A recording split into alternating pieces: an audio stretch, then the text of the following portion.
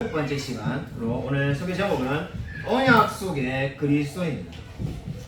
일본의 극작가 사카모토 유지라는 분이 쓴 마더라는 드라마가 있었습니다.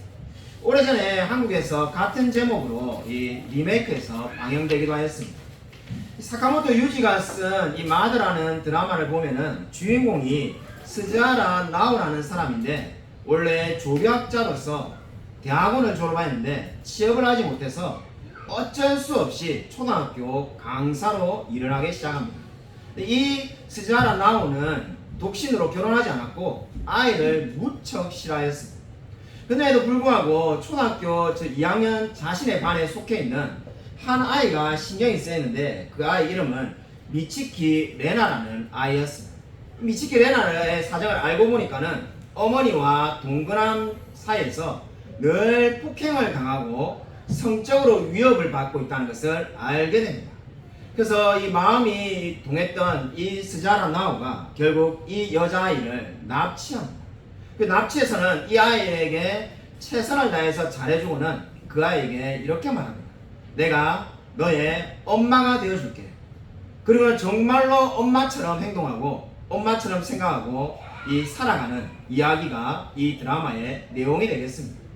아마 이 드라마를 보다가 재미없다라고 생각하며 안 보신 분은 있을 수 있어도 끝까지 다 본 사람 중에 아마 한 번도 울지 않고 끝까지 본 사람은 한 사람도 없을 것 같습니다.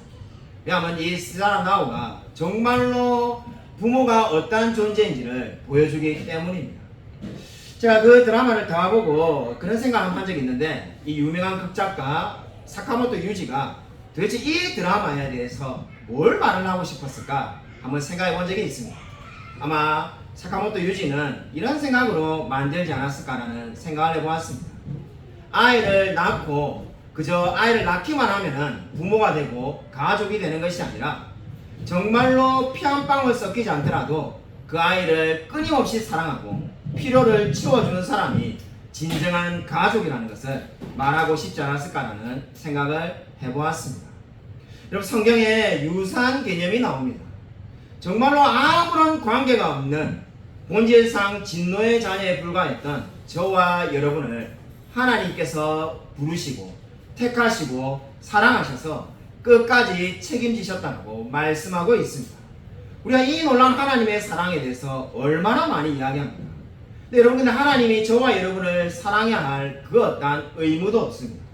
저와 여러분이 지옥에 갈 수밖에 없는데 하나님이 반드시 구원해야 될 어떠한 책임 그런 것은 전혀 없습니다. 근데 왜 하나님께서 그렇게 행하셨을까요? 그것을 단 한마디로 말하면 성경은 언약이라고 말을 하고 있습니다.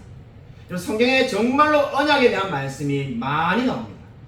신학교에서 공부한 것과 우리 목회 현장에서의 이 괴리감이 드는 것이 여러 가지가 있는데 아마 그 중에 하나가 언약이지 않을까 하는 생각이 듭니다. 신학교에 가면은 정말 일주일이 멀다 하고 언약에 대해서 계속 배우고 계속 리포트를 쓰고 이 강의를 듣습니다. 실제로 저도 마찬가지입니다만은 이 목회하면서 보면은 다른 분들도 언약에 대해서 그다지 설교를 자주 하지 않는 것 같습니다. 성경은 언약에 대해서 너무나 중요하다고 말을 하고 있습니다. 우리가 지난주에도 이사야 49장을 봤는데 어떠한 상황이었습니까? 설교 내용을 기억하는 분들은 잘 알고 있을 겁니다. 이사야 선지자는 괜히 수고했다라고 낙심하고 있고 지금 이 49장에 있는 이스라엘 백성은 하나님이 우리를 버리셨다라고 느끼며 절망하고 있습니다. 그들을 향해서 하나님이 말씀하신 바가 무엇입니까? 바로 언약으로 그들을 보호하고 계신다는 겁니다. 나 여호와가 너를 불렀은즉 내가 내 손을 잡아 너를 보호하며 너를 세워 백성의 언약과 이방이 빛이 되게 하리니라고 이미 이사야 42장 6절에 말씀하였습니다. 그 동일한 말씀을 지금 또 여기 49장 8절에서 너를 백성의 언약으로 삼는다라고 말씀하고 있습니다. 한마디로 말해서 그리스도를 언약으로 삼으시겠다는 겁니다. 그래서 그 언약 안에 저와 여러분을 정말 하나님의 모든 택하신 백성들을 다 구원하실 계획임을 선언하고 있습니다. 여러분 이 놀라운 은혜되는 이 성경 말씀에 나오는 언약 여러분 성경을 보면은 언약이 두 종류가 있다는 것을 깨닫게 됩니다.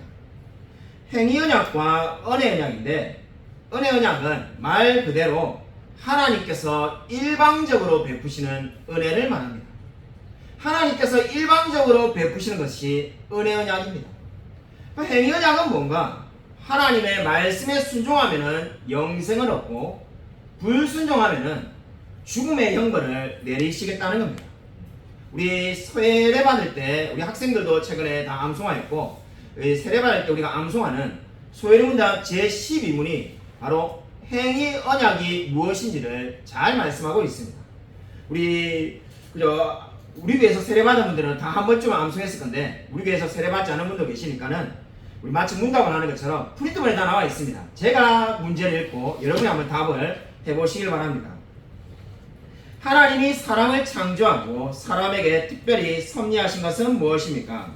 하나님은 사람을 창조한 후 사람과 언약을 맺어 완전한 순종을 하면 영생을 주고 사람과를 따먹지 말라는 명령에 불순종하며 죽음의 형벌을 주겠다고 말씀하셨습니다. 행위 언약은 말 그대로 지금 소회문답 12문이 말하는 것처럼 너희가 순종하면, 아담이 순종하면은 영생을 받게 되고, 그 선악과를 따먹지 말라는 명령에 불순종하면은 죽음의 형벌을 내리시겠다는 겁니다. 실제로 아담은 죄를 범하였고, 그래서 이제 구원에 이를 수가 없게 된 겁니다. 하나님께서 이렇게 아담과 맺은 언약을 바로 행위 언약이라고 말합니다. 제가 이 행위 언약에 대해서 강의를 예전에 해보면은 꼭 이렇게 질문한 분이 있습니다. 창세기 2장과 3장을 아무리 읽어봐도 언약이라는 말이 나오지 않는데 왜 자꾸 행위 언약이라고 말을 합니까? 이렇게 묻는 분들이 있습니다. 여러분, 성경은 성경으로 해석돼야 됩니다.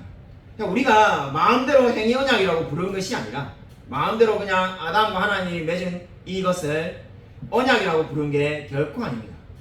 호세아 6장 7절이 바로 언약이라고 말을 하고 있습니다. 그들은 아담처럼 언약을 어기고 거기에서 나를 반역하였느니라.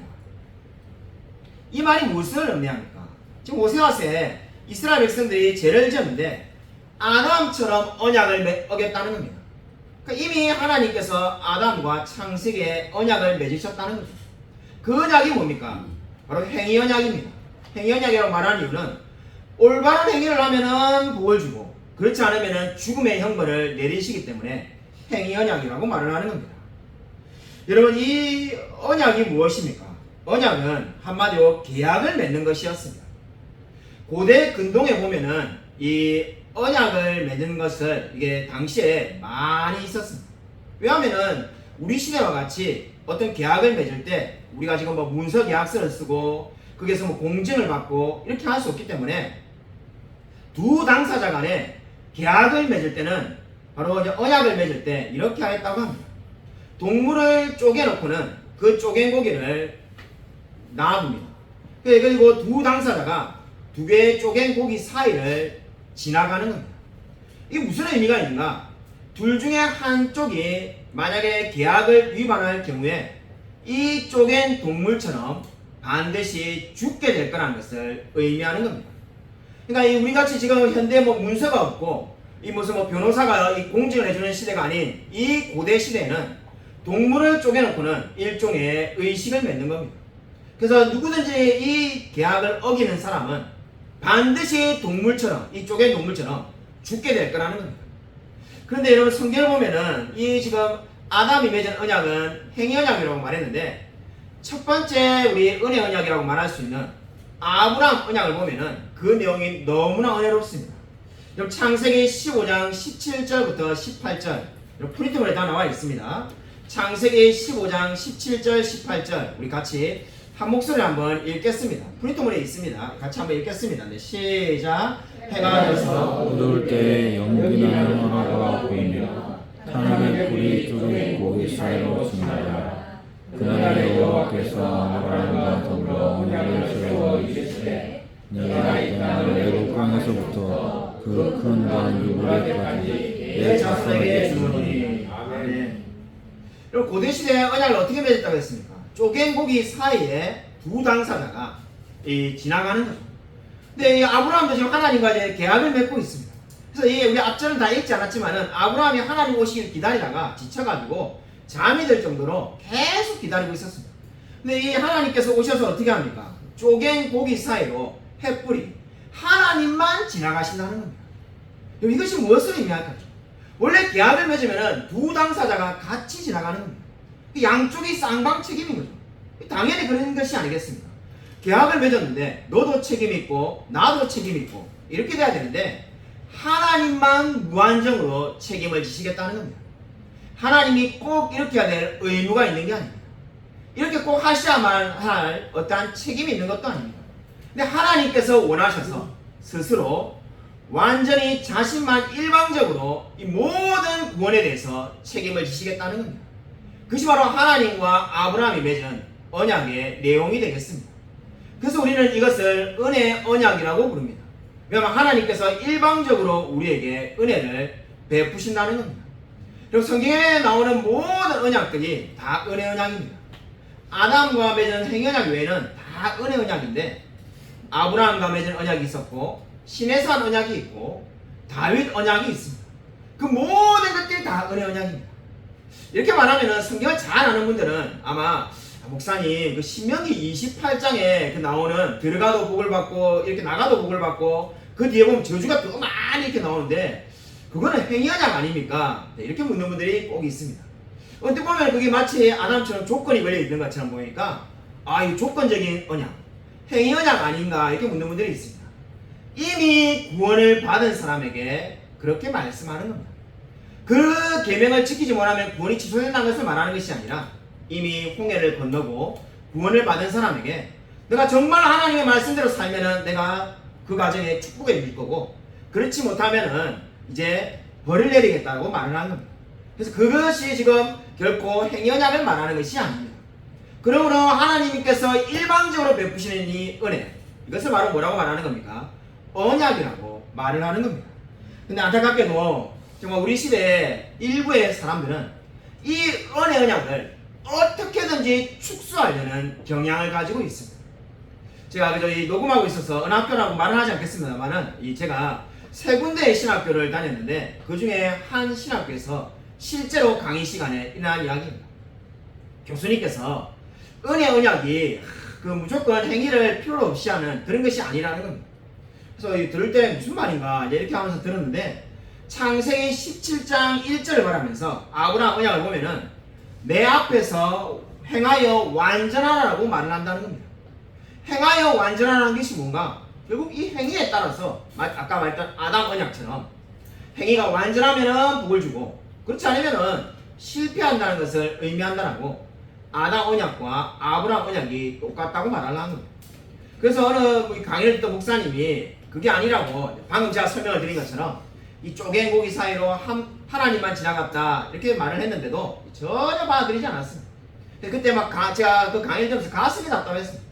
이 교수님의 말이 아닌 거는 확실한데 이게 설득을 교수님이 이길 실력이 안 되니까요. 설득을 못 해가지고 가슴이 얼마나 답답한지 모릅니다. 근데 나중에 생각을 해보니까는 답은 의외로 간단한 데 있었습니다. 여러분 이 아브라함의 언약을 맺은 것이 언제였습니까? 창세기 15장이었습니다. 이미 언약을 맺고 난 다음에 하나님께서 거기에 합당한 삶을 살라고 언약 백성으로 합당하게 살라고 17절에 행하여 완전하라고 말한 겁니다. 여러분 아브라함의 생애를 보면은 결코 아브라함이 행위가 완전하지 않았음을 여러분이 잘 알고 있을 겁니다. 아브라함은 창세기 12장에 애굽에 내려가서 아내를 누이라고 속이기도 하였습니다. 그렇게 거짓을 말하는 사람에게 하나님이 어떻게 하신 겁니까? 너가 완전한 삶을 살 때 언약을 맺겠다고 말씀하신 것이 아니라 창세기 15장에 나와서 그럼에도 불구하고 그 아브라함의 연약함에도 불구하고 하나님이 언약을 맺어 주었습니다. 우리가 이미 살펴본 것처럼 쪼갠 고기 사이로 하나님만 일방적으로 지나갔습니다. 그리고는 어떻게 하였습니까? 아브라함이 창세기 20장을 보면은 또 똑같이 아내를 누이라고 속이는 거짓말을 합니다. 근데 하나님이 너가 잘못했으니까 언약을 파기하겠다. 이제 너는 나의 자녀가 아니다. 이렇게 하신 것이 아닙니다. 끝까지 아브라함을 사랑하시고 책임지었습니다. 이것이 바로 무엇을 의미합니까? 은혜, 언약이 어떠한지를 보여주는 겁니다. 하나님이 한 번 우리를 부르시면은 끝까지 사랑하고 책임져 주신다는 것을 믿으시기 바랍니다. 여러분, 저와 여러분이 바로 동일한 은혜 언약 안에서 하나님의 이 놀라운 사랑을 받고 있는 자인 줄로 믿으시기 바랍니다. 최근에 우리 지난주에 우리 교회 이 기도에 붐이 일어났습니다. 그래가지고 이 새벽 기도에 우리 순장님이 이게 어떤 이렇게 이야기를 해주셨는데, 지난주에 이렇게 끝나고 이 당번을 정해가지고 일종의 돌아가면서 이 새벽 기도를 나오신다고 이렇게 말해가지고, 누가 월요일 나온지 누가 화요일 나온지 모르겠지만은 이렇게 돌아가면서 나오시겠구나 이렇게 생각해서 이제 월요일 날 우리가 새벽 기도가 되니까 이게 이 성도님들이 나오시기 시작했어요. 보니까는 일찍 나오셔가지고 이미 한 10분 전부터 다 나와 계시니까 그러면은 제 생각에는 이 예배를 정각에 드릴 필요가 없고 우리끼리 예배 드리는데 다들 출근하셔야 되고 바쁘시고, 그리고 그냥 멍하게 앉아 계신 것보다는 빨리 예배 드리고 좀 한 번이라도 더 기도하면 좋지 않겠나 하는 생각이 들어가지고 예배를 그냥 일찍 시작하였습니다. 자, 이게 더 누가 오실 거란 믿음이 없어가지고 일찍 시작했는데 정각이 되니까는 또 다른 우리 성도님이 오시는 거예요. 그래서 이거 너무 설교하다 너무 마음이 미안해가지고, 역시 사람이 예배 시간 정해놓으면은 정한 대로 해야 되는데 왜 그랬을까 이런 생각이 들어가지고 그 다음 날에는 정각에 딱 이렇게 했습니다. 정각에 드리니까는 원래 당번이신 분만 오시고 다 안 오시더라고요. 그래서 그 다음 날이 되었는데 그 다음 날에 정말로 많이 나왔습니다. 정말 우리 새벽기도에 그렇게 많은 성도님 나오는 적이 언제였나 싶을 정도로, 이게 새벽기도인지 금요기도인지 구분이 안 갈 정도로 정말로 이게 여러 명이 나와가지고 이렇게 많은 분들이 앉아 있는데 준비 찬양을 한 곡하고 두 곡을 해도 이 시간이 남는 거예요. 자, 이럴 바야 빨리 시작을 하자 이래가지고 시작을 했습니다. 시작을 하니까는 또 다른 성도님이 또 오시는 거예요. 그래서 제가 이게 정말로 이게 좀 기다렸어야 되는데 너무 마음이 미안해가지고 그러한 생각들을 하였습니다. 참 이번에 주에 이 새벽 기도를 계속 우리 교회 성도님들이 나오셔가지고 기도해가지고 정말로 얼마나 감사한지 모릅니다. 사실 새벽 기도를 안 하다 하면은 아마 낮에 막 직장 생활에 이 지장이 있을 건데, 그럼에도 불구하고 나오셔가지고 함께 기도해 주셔서 정말 감사한 마음이 들었습니다. 여러분, 아브라함이 하나님과 은혜 언약을 맺었다고 이미 말씀을 드렸습니다. 아마 여러분이 성경을 많이 읽으신 분이라면은 아마 그런 궁금증이 들 겁니다. 지금 이 성령 하나님 시대인 우리 시대에는, 신약 시대에는 그저 우리가 뭐 어떠한 사람이든지 간에 다 구원을 받을 수 있습니다만은, 구약 시대에는 이스라엘 백성이 아닌 사람들은 그냥 이스라엘 백성이 언약 안에 있는 백성이니까요. 단순하게 말해서 이스라엘 백성이 곧 언약 백성입니다. 그럼 그 이스라엘 백성이 아닌 이방 나라 사람들, 바벨론이나 뭐 아수르, 에돔, 뭐 수많은 나라들이 있죠. 성경 읽어보면은 그게 있는 사람들은 그럼 어떻게 구원을 받았는가, 이런 의문들을 한 번쯤은 가지게 되었을 겁니다. 아니, 그 사람들 다 구원받지 못하고 다 그냥 죽을 수밖에 없는 건가? 언약 백성이 아니니까요.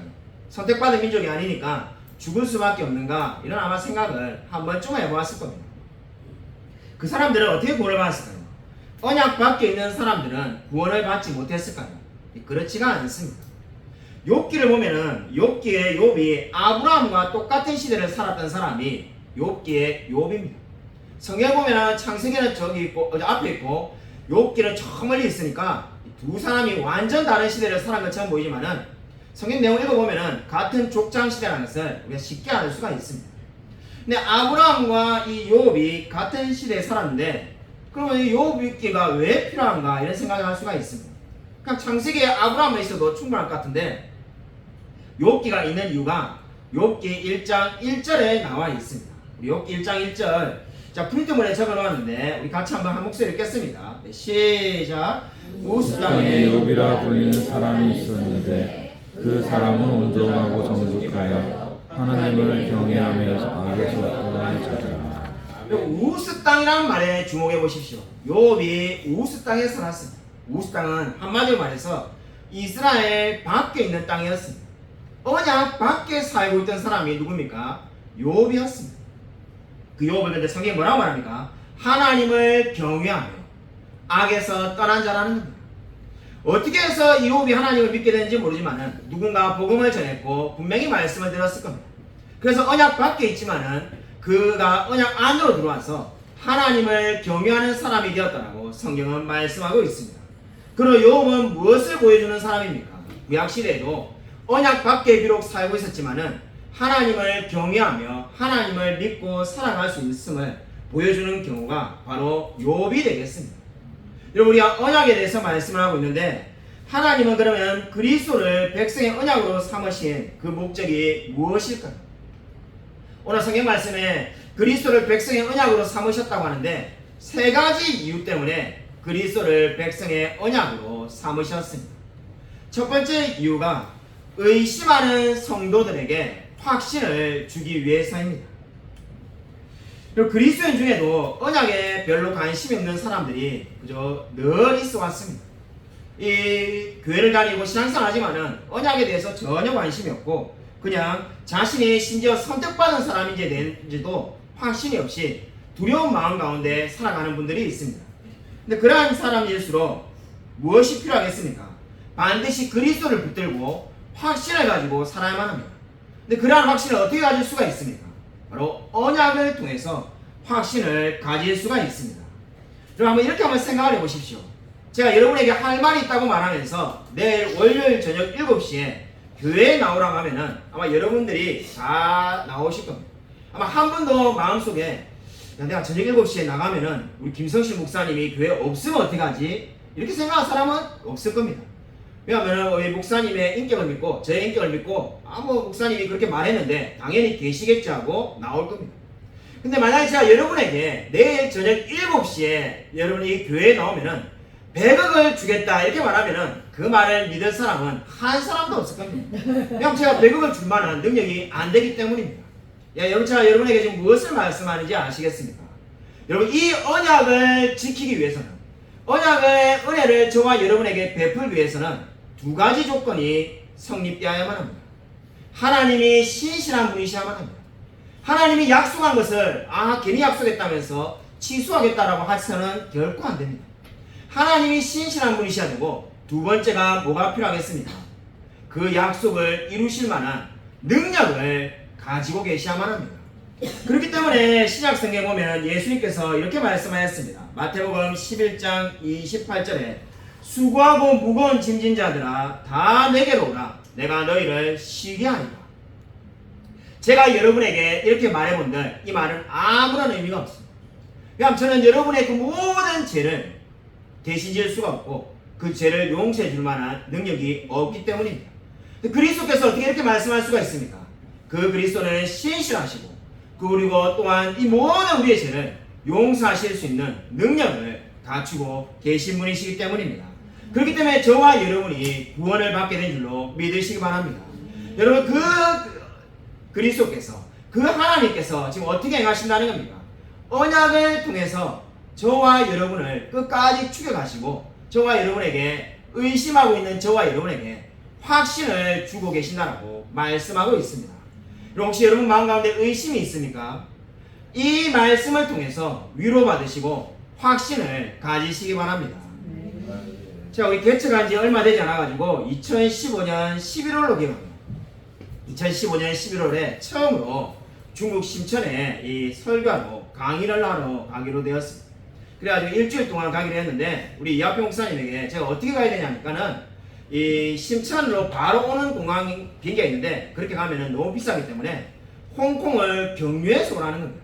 솔직히 제가 그때 말은 안 했습니다만 속으로 이 홍콩에 경유해서 오면은 상식적으로 어떻게 해야 되겠습니까? 아무리 친구고 뭐 별 볼일 없는 그 당시에 우리 교회 성도님이 이재현 집사님과 뭐 이래가지고 5명밖에 없고 강사를 제가 오라고 컨택할 때는 우리 이재현 집사님밖에 없었고 갈 때도 5명밖에 없었는데 아무리 그저 뭐 이게 별 볼일 없는 사람이라도 그 일주일 동안 30시간을 강의를 시키면은 본인이 홍콩 공항에 나오겠다 이렇게 해야 되지 않겠습니까? 근데 이거 중국식 예절인지 모르겠지만은 알아서 홍콩에서 오라는 겁니다. 그래서 제가 어떻게 가야 되냐니까는 공항에 나오면은 회색 봉고가 있을 거라는 거예요. 그래서 제가 놀래가지고 아니 뭐 17번 버스 뭐 이런 게 아니고 회색 봉고를 타는 거야. 그러니까 회색 봉고를 타고 우리 그렇게 온다는 거야. 앞에 뭐 표지판 이런 거 있냐니까 그런 거 없고 그냥 공항에 이렇게 어떻게 여기 보면은 고색 봉고가 딱 서 있는데 사람들이 탈 건데 거기에 타면은 알아서 이렇게 이제 심천에 온다는 거야. 제가 이게 무슨 말인가 싶어가지고 그냥 난 두려우니까는 택시 타고 가겠다니까 홍콩에서 심천까지 거리가 얼마인데 택시비를 어떻게 감당하려고 그러냐 우린 딱 그래 다닌다면서 그렇게 하라는 거야. 근데 그 중요한 건 그때 주일 밤에 마치고 가기 때문에 새벽 3시에 도착하는데 새벽 3시에 그렇게 합니다. 우리가 제가 차마 그분에게 말은 못했지만은 우리 한국 사람들이 가지고 있는 생각이 뭡니까? 이 중국에 잘못 가면은 납치당해가지고 장기 밀매에 끌려가고 이런 이야기를 그 당시에 다 알고 있는데 이걸 어떻게 하냐 이래가지고 그래서 내가 그러면 그 본거에 탄 사람들 영어 좀 하느냐? 그럼 내가 영어로 뭐 신천 어디에 내려달라 한다니까 홍콩 사람들이 영어를 잘하지 신천 사람은 영어를 한마디도 못한다. 그래서 그럼 어떻게 내릴 거냐니까 자기가 이렇게 그 위치에서로 이게 자기가 한자 딱 지금 써줄 테니까 그걸 그대로 그려가지고 종이에 써놨다가 이 탈 때부터 이렇게 보여줘가지고 여기서 내린다고 그럼 거기에 그대로 내려주면은 본인이 그 앞에 나와 있을 거라. 이야기를 참 듣다 보니까 가슴이 답답해지고 이게 무슨 첩보 영화도 아니고 이렇게 해가지고 강의를 하러 가야 되나 이런 생각이 드는데 정말로 홍콩이 되니까 제가 평생 홍콩에 처음 되는데 웬만하면 그죠 홍콩 야경을 이렇게 구경하면서 이렇게 앉아 있어야 되는데 봉고를 타고 있는데 너무 두려웠어. 그래서 너무 염려가 돼가지고 이거 진짜 이 봉고가 딴 데 가면 어떻게 하냐 정말 이게 맞는 건가 혹시 다른 봉고가 뒤에 더 있는데 잘못한 건 아닌가 뭐 걱정이 되는데 정말로 그게 그대로 내려주더라고요. 제가 무엇을 말씀드리냐면은 이 야평 목사님의 말을 그대로 믿고 따르니까는 너무나 두렵고 염려했지만은 정말로 그 방법 그대로 도착하였습니다. 저와 여러분이 우리가 신앙생활도 마찬가지입니다. 내가 정말 이 하나님의 말씀을 따라가면은 정말로 이 천국에 도달할 수 있을까? 때때로 의심이 될 때가 있습니다. 내가 정말로 이렇게 신앙생활을 하면은 믿음을 가지고 있으면은 정말로 내가 영원한 천국에 도달할 수 있을까? 걱정이 될 때도 있을 겁니다. 그러나 하나님께서 저와 여러분에게 언약을 베푸신 이유가 뭡니까? 바로 이 모든 언약을 따라서 그대로 살아가면은 반드시 영원한 나라에 도달하게 될 줄로 믿으시기 바랍니다. 그것이 바로 하나님께서 우리에게 언약을 주신 첫 번째 이유라고 말씀하였습니다. 두 번째 언약을 우리에게 주신 이유는 하나님께 나오는 모든 죄인들을 위로하기 위해서입니다. 여러분 한번 언약이 없다고 한번 생각해 보십시오. 언약이 없는데 저와 여러분이 오늘 예수를 믿었다고 한번 상상해 보시기 바랍니다. 저와 여러분이 무엇을 근거로 천국에 갈 수 있다고 확신할 수 있겠습니까? 우리의 삶을 보면 이제 우리가 예수님을 믿게 됐으니까 내가 얼마나 큰 죄인인지를 다 깨달았을 겁니다. 나는 너무나 비참하고 너무나 연약하고 너무나 가진 것이 아무것도 없는 죄인에 불과한데 내가 어떻게 영원한 나라 천국에 들어갈 수 있는가? 어디에서 확신을 하겠습니까? 근데 하나님께서 언약을 우리에게 주셨습니다. 저와 여러분의 마음을 보면 우리의 모습을 보면 도무지 확신할 근거가 없지만은 바로 언약을 통해서 확신할 수 있다라고 성경은 말씀하고 있습니다. 여러분 우리 이제 얼마 지나지 않으면은 우리 김홍광 교수님 모시고 청교도 강의를 듣게 될 건데 이 청교도 중에 토마스 왓슨이라는 분은 은혜 언약에 대해서 이렇게 말하였습니다. 은혜 언약이라는 것은 난파된 배가 난파된 뒤에 그 남아있는 널판지와 같은 것이다라고 말하였습니다. 배가 침몰하고 나면은 그저 이 나무추와 같은 것이 떠다니지 않겠습니까?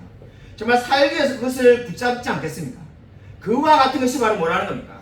은혜 언약이라는 겁니다. 그것을 붙잡지 않고는 살 수가 없다는 겁니다. 은혜 언약을 붙잡지 않고 죄인이 구원을 받을 수 있는 길은 아무것도 없습니다. 얼마 전에 제가 이 서울에 갈 일이 있어가지고 서울에 갔는데 이 동대문 근처에서 이 차가 이렇게 이제 잠깐 멈춰 있을 때 우리 차가 멈춰 있을 때 옆에 현수막이 걸려 있는 것을 보게 되었습니다. 이 청계천 근처였는데 현수막이 걸려 있는데 현수막의 내용을 보니까는 17살 된 잃어버린 딸을 찾는다는 내용이었습니다. 저도 딸 둘을 가지고 있는 이 부모니까 마음이 짠해가지고 이제 그 내용을 차도 어차피 마침 서 있으니까 읽게 되었습니다. 17살 딸인데 막 신체 착이나 뭐 이런 걸 다 이렇게 쭉 써놨는데 놀라운 문구가 거기 하나 더 적혀 있었습니다. 지금 살아있다면은 지금 있으면은 현재 나이가 41세라는 겁니다. 그러니까 25년 전에 딸을 잃어버렸는데 지금도 찾는 겁니다. 제가 순간 눈물이 핑 돌아오고 있어요. 그러니까 아마 상식적으로 우리가 생각을 해보면은 지금 자녀가 41살 되면은 부모는 뭐 65세, 그죠? 70세 뭐 이렇게 되었을 건데 이제 부모가 할머니, 할아버지고 정말 얼마 지나지 않으면 언제까지 뭐 정말 죽을는지도 모르는데 지금까지도 자녀를 찾고 있는 겁니다. 그 25년 전에 잃어버린 그 자녀를 찾으려고 아마 현수막을 거기만 붙였겠습니까? 전국 방방곡곡에 잃어버린 장소가 거기가 아닙니다. 다른 지역에서 잃어버렸는데 거기에 현수막을 붙여놓은 거죠. 그래서 정말로 그 자녀를 찾고 싶어하는 간절한 마음이 느껴졌습니다. 여러분, 언약이 무엇입니까? 하나님이 저와 여러분을 이렇게 찾으신다는 겁니다. 정말로 하나님께서 끝까지 우리를 찾으신다고 말씀하고 있습니다. 아이언사이드라는 유명한 설교자가 있었습니다. 제가 좋아하고 존경하는 분인데, 아이언사이드 설교집에 이런 내용이 나옵니다. 아이언사이드 목사님의 교회 성도 중에 한 분이 은퇴를 해서 간증 집회를 열게 되었습니다. 그래서 이 많은 사람이 모여서 이 간증 집회를 듣고 있는데, 이분이 이렇게 간증을 다 하게 되었습니다. 간증을 한마디로 말해서 하나님께서 나에게 베푸신 은혜를 이렇게 사람들에게 진솔하게 이야기했습니다. 간증이 끝나자 사람들이 우리와 같이 막 박수를 쳤는데, 일부의 성도들은 그 내용이 마음에 들지 않았습니다. 하나님께서 행하신 일만 말할 게 아니라 당신이 그 평생 동안에 하나님을 섬기면서 뭘 했는지를 좀 한번 이야기를 해달라, 이렇게 이야기하였습니다. 그래서 그분이 알겠다면서 노인이 다시 올라가가지고 강대상에서 또다시 이야기를 시작합니다. 하나님께서 내게 행하신 것은 이미 설명드렸는데, 이제 제가 하나님께 했던 것을 말씀을 드리겠습니다. 제가 하나님께 한 것은 늘 하나님으로부터 도망친 것밖에 없습니다. 하나님을 미워하고 싫어하고 늘 도망치는 저에게 하나님은 끝까지 찾아오셔서 나를 부르시고 하나님의 자녀로 세워주셨습니다. 이것이 바로 하나님이 행하신 일과 제가 한 것입니다라고 고백하였다고 합니다. 여러분, 이것이 바로 무엇을 의미합니까? 언약의 어떠한지를 보여주고 있습니다. 저와 여러분이 끝까지 도망가지만, 정말로 그 끝까지 도망가는 저와 여러분을 하나님이 사랑하셔서 하나님의 자녀로 세워준 줄로 믿으시기 바랍니다. 여러분, 마지막으로 세 번째로 언약을 우리에게 주신 이유는 성도의 기도가 하나님의 구원과 언약에 근거하고 있음을 알게 하시기 위해서입니다. 출애굽기 32장 13절을 한번 같이 읽도록 하겠습니다. 우리 프린트물에 나와 있으니까 같이 한번 읽도록 하겠습니다. 출애굽기 32장 13절입니다. 같이 한 목소리 한번 읽겠습니다. 네, 시작. 주의 이름 아브라함과 이삭과 이스라엘을 기억하소서. 주께서 그들을 위하여 주기를 하니까 맹세하여 주시기를 내가 너희의 자손을 하늘의 별처럼 많게 하고 내가 허락한 이 땅을 너희의 자손에게 주어 영원한 기업이 되게 하리라 하나이다. 아멘. 우리 출애굽기 32장이 어떠한 상황인지 여러분이 너무나 잘 알고 있을 겁니다. 바로 이스라엘 백성들이 금송아지로 예배를 드려가지고 하나님께서 진노하셔서 이 백성들을 다 진멸해버리고 내가 모세 너 한 사람만으로 큰 민족을 이루겠다라고 말씀하시는 그러한 상황입니다. 이스라엘 민족이 지금 다 진멸당할 위기에 처해 있었습니다. 그때 모세가 기도를 하는데, 그 기도가 지금 바로 오늘 우리가 읽은 32장 13절이 되겠습니다. 근데 이 기도가 끝나고 난 다음에 하나님께서 뜻을 돌이키셔서 어떻게 하셨습니까? 이스라엘 백성을 다시 사랑하시기로, 그들을 구원하시기로 결정합니다. 여러분, 어떻게 해서 이런 일이 벌어질 수 있을까요? 당연히 모세가 하나님보다 더 대단한 사람인 것은 절대로 아니고, 모세가 너무나 말을 잘해가지고 하나님을 잘 설득한 것도 아닙니다. 모세가 정말 뛰어난 협상 능력이 있는 것도 당연히 아닙니다. 어떻게 모세가 기도를 하고 나니까는 하나님께서 그렇게 마음을 돌이키셨을까요? 그 이유는 단 한 가지입니다. 모세가 언약에 근거하여서 기도하였기 때문입니다. 모세가 정말 어떻게 지금 이 말씀하고 있습니까? 기도를 하는데 아브라함과 이삭과 이스라엘을 기억하셔서 하나님께서 맹세하여 이르기를 어떻게 하셨습니까? 내가 너희의 자손을 하늘의 별처럼 많게 하고 너희의 자손에게 이 땅을 주어서 영원한 기업이 되게 하겠다라고 말씀하지 않았습니다. 모세가 이렇게 기도를 하니까는 하나님께서 뜻을 바꾸셨습니다. 여러분, 여기 이 말씀을 통해서 우리가 무엇을 알 수 있습니까? 저와 여러분에게 기도가 어떻게 하는지, 기도가 무엇인지 알게 하기 위해서 하나님은 언약을 주신 겁니다. 저와 여러분이 어떻게 우리가 하나님께 기도할 수가 있습니까? 내가 대단한 사람이기 때문에 하나님께서 우리에게 기도를 응답해 주는 것이 결코 아닙니다. 저와 여러분의 기도가 응답받는 이유는 단 한 가지입니다. 바로 언약에 근거해서 우리가 기도했기 때문입니다. 하나님의 말씀에 근거해서 기도할 때 하나님께서 응답해 주시는 줄로 믿으시기 바랍니다. 그렇기 때문에 저와 여러분이 기도할 수가 있습니다. 여러분, 어떤 사람들은 이렇게 말하는 분들도 본 적이 있습니다. 언약에 따라서 하나님이 끝까지 우리를 저도 강조했습니다만은 찾아오실 건데 우리가 왜 기도해야 됩니까? 이렇게 말하는 분들이 있습니다. 네, 그렇게 말하면 제가 늘 이렇게 말합니다. 성경에 구하라 주실 것이요 찾으라 찾을 것이요 라고 말하지 않았습니다. 그러면 그거는 이렇게 말하는 분들은 그렇게 말을 하면은 그럼 구하는 사람만 구원받는 것처럼 되지 않습니까? 라고 해서 그 말들을 싫어합니다. 여러분 구하기 때문에 저와 여러분이 언약 백성이 된 게 아닙니다. 하나님은 언제 우리를 언약 백성으로 부르셨죠. 그런데 우리가 왜 구해야 합니까? 왜 우리가 찾아야 합니까? 구하는 것이 언약 백성이 되는 조건이 아니라 반응이기 때문입니다. 내가 정말로 언약 백성이 된 사람은 하나님께 기도하며 구하게 되어 있습니다. 그럼 마치 이렇게 여러분이 생각하시면 되겠습니다. 아이가 태어났는데 울지 않는 아이를 본 적이 있습니다. 아이가 생명이 있는 한 아이는 태어나자마자 울게 되어 있습니다. 그 어떤 아이도 그 아이가 울었기 때문에 생명을 얻었다라고 말할 수 있는 아이는 아무도 없습니다. 너무나 당연한 이야기죠. 아이가 생명을 얻었기 때문에 웁니다. 구원도 마찬가지입니다. 저와 여러분이 언약 백성이 되었기 때문에 이제 울며 구하며 찾으며 하나님께 나아가는 겁니다. 근데 왜 우리가 구하라고 말을 하는가? 이제 생명 있는 사람은 구하지 않고는 견딜 수 없는 사람이 되었기 때문입니다.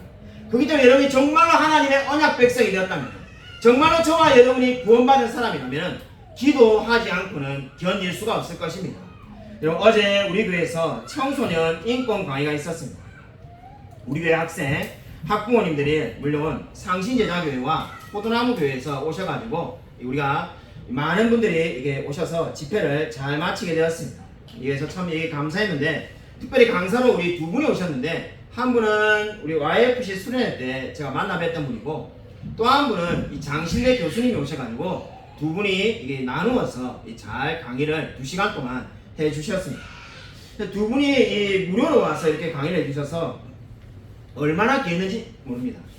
아마 우리가 어떤 생각을 보면은 그냥 우연히 우리가 YFC 수련회 가가지고 그 유연혜 전도사님이 무료로 강의를 해줄 테니까 6개의 교회를 찾고 있다 해서 우연히 우리가 되어가지고 우연히 마치 우리가 이렇게 이렇게 강의 집회가 생겼다고 생각할 수가 있는데 그렇지 않다는 것을 여러분에게 말씀드리고 싶습니다. 정말로 세상에 우연은 하나도 없으며 그 모든 일이 정말 기도 가운데 일어났다는 것을 다시금 확인하는 시간이었습니다. 자, 우리 유연혜 전도사님에게 어떤 일이 있었는지를 이야기하니까는 그분이 감동을 받으셔가지고 앞으로 강의하러 다닌 교회마다 이 이야기를 꼭 하겠다고 말했어요. 어떤 일이 있었냐면은 이 수련회를 가는 때 우리 서울 IFC 수련회 이 호서대를 갈 때 우리 교회 박철웅 집사님께서 운전을 하시고 제가 그 옆에 타고 갔는데 청소년 인권이 요즘 문제가 심각한데 동성애라든지 아이들이 참 심각한데 우리 교회에서 그런 강의를 했으면 좋겠습니다. 그런 이렇게 소망이 있으시다면 제가 대답을 잘 못했습니다. 우리 작은 교회에 무슨 형편이 돼가지고 그런 유명한 강사님을 모시고 또 솔직히 들을 사람이 몇 명이야 된다고 이게 그걸 하느냐 이래가지고 그냥 그렇게 하면 좋게 하겠죠 이러면서 제가 말끌 흘리면서 어떻게 말을 잘 못했습니다. 그래서 우리 집사님 꿈이 크신데 참 이 목사는 능력이 있고 그렇구나 이런 생각하고 여기 지나갔습니다. 놀랍게 정말 하루가 지나가지고 서울 IFC에 강의를 듣는데 유엔의 전도사님이 이미 자기들 후원을 다 받았는데 자리가 6개 교회가 비어있다면서 원하는 교회 아무리 작아도 상관없으니까 2명이 학생이 있든 3명이 있든 원하는 교회는 우리가 가서 청소년 인권 강의를 해주겠습니다 해가지고 우리가 신청해서 되었습니다. 그래서 제가 전도사님에게 어제 오셨을 때 이렇게 해가지고 되었다고 말하니까 정말로 기도한 대로 다 되는구나 하는 것을 전도사님도 느꼈다고 간증해 주셨습니다. 여러분 정말로 기도하면은 기도하는 대로 되는 줄로 믿으시기 바랍니다. 저와 여러분이 정말 언약에 따라서 선한 뜻을 먼저 품으시기 바랍니다. 하나님의 말씀을 따라서 선한 뜻을 먼저 가지십시오. 그리고 여러분이 간절하게 할 수 있는 만큼 기도하시기 바랍니다. 그러면 여러분 기도하는 그 사람을 통해서 하나님께서 반드시 역사를 이루어 가실 줄로 믿으시기 바랍니다. 오늘 아무쪼록 성경이 말씀하신 것처럼 저와 여러분이 하나님의 은혜로 언약 백성된 자인 줄 알고 날마다 기뻐하며 감사하며 살아가는 저와 우리 모든 성도님이 되시기를 주님의 이름으로 간절히 축원드립니다. 이 시간 우리 말씀을 생각하면서 주여 한번 크게 외치고 간절히 통성을 기도하겠습니다. 주여